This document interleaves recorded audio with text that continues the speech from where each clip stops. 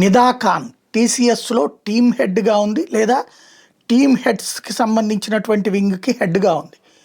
ఆమె ముస్లిం కుర్రోళ్ళని 7గురిని 7 టీమ్స్కి హెడ్గా చేసి, హిందువులు అమాయకమైనటువంటి ఆడపిల్లలకు ప్రత్యేకించి వాళ్ళతో బాగుండండి, మీరు ఎంత బాగుంటే అంతగా మీరు ప్రమోట్ అవుతారని చెప్పి, ఆ పైన వ్యక్తిగత సంబంధాలు కోరుకుంటుంటే తప్పేముంది అంటూ వాళ్ళని ప్రోత్సహించే ప్రయత్నం చేస్తే, వాళ్ళు నిరాకరిస్తే వాళ్ళని వేధించడానికి అదే హెడ్స్తో కలిసి చేతులు కలిపి చివరికి మత మార్పిడుల ముఠాకి సహకరించినటువంటి కేసు మీద ఇప్పటికీ 8 మంది అరెస్ట్ అయితే, ఆ పైన నిదా ఖాన్ అరెస్ట్ అయింది. ఈ నిదా ఖాన్కి సంబంధించినటువంటిది ఇంతవరకు తప్పించుకుంటే, ఈమెని ఇంతవరకు కాపాడుతూ వచ్చింది MIM party, all India Majlis Ittehadul Muslimeen ఏఐఎంఐఎంకి సంబంధించినటువంటి లోకల్ కార్పొరేటర్ అబ్దుల్ అని తేలింది.